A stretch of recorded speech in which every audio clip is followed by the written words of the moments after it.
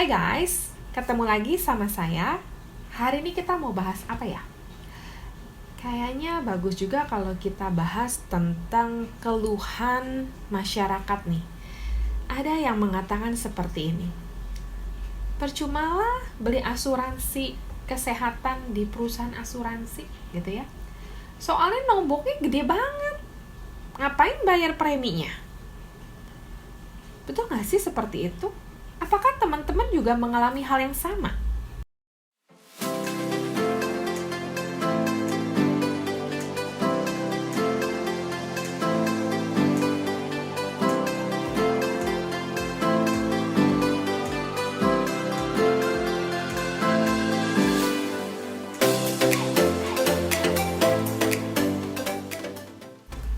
Oke, kita coba deh kupas tuntas. Kenapa ya orang udah punya asuransi kesehatan masih nombok bayarnya pada saat rawat inap di rumah sakit? Coba teman-teman cross check. Apakah kartu rumah sakit yang kamu beli inner limit atau S-charge? Karena itu berbeda sekali teman-teman. Inner limit seperti apa? Coba cross check ya, bagi teman-teman yang sudah beli asuransi secara pribadi atau masih difasilitasi oleh kantornya, cek deh kartu kalian itu inner limit atau S-charge. Coba kalian tanya sama HRD kalian. Contohnya gimana sih inner limit? Inner limit itu biasanya setiap itemnya, item itu seperti apa? Seperti harga kamar, harga dokter ya, terus masuk ICU, operasi, biaya aneka rumah sakit gitu ya. Itu semua ada limitnya setiap tahunnya.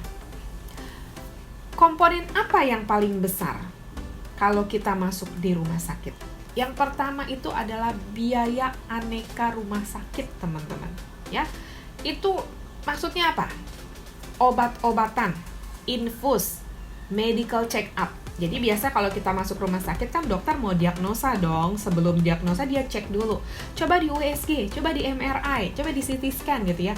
Itu masuknya di aneka rumah sakit ya teman-teman. Nah kalau inner limit ya, contoh deh ambil plan yang udah paling bagus banget. Ternyata untuk satu penyakit biaya aneka rumah sakitnya maksimum 20 juta per tahun. Untuk satu penyakit loh teman-teman ya.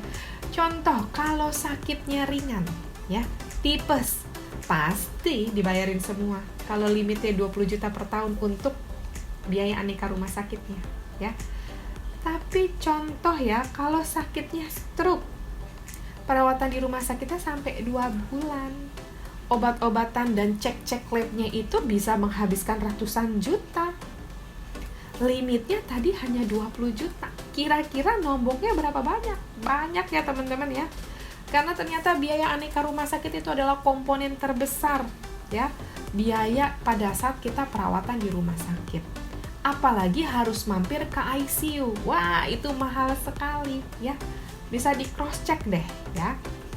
Terus komponen kedua yang paling mahal apalagi ya? Biaya bedah, teman-teman.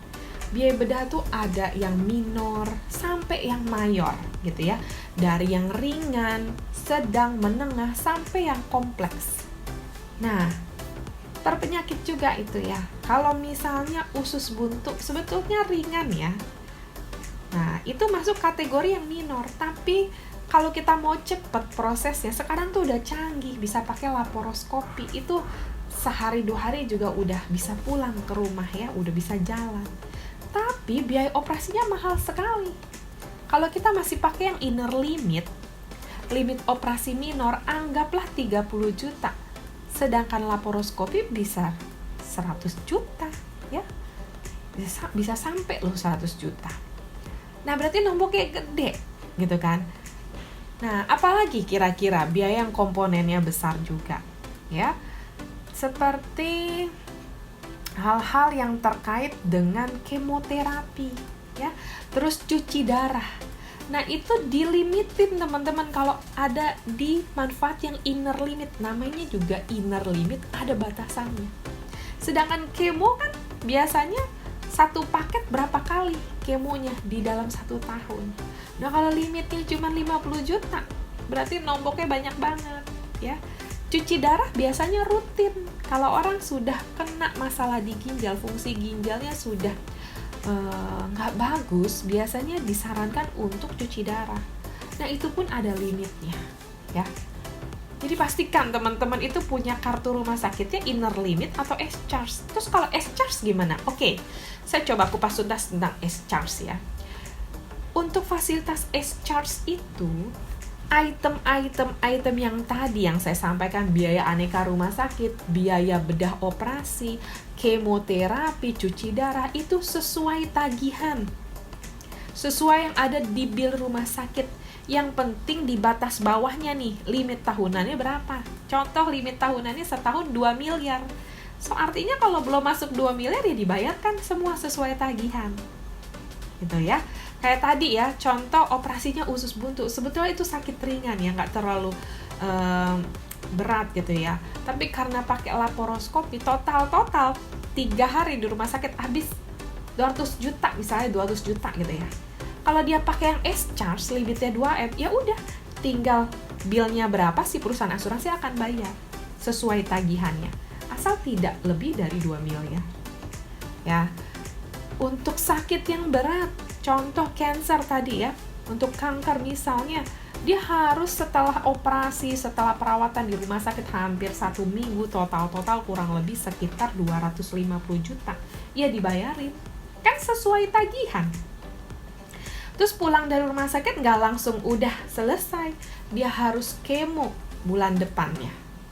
Nah, ambil paket kemo yang berapa kali? Misalnya dalam 1 tahun ada 6 kali diambil kemo. Sekali kemo misalnya 80 juta.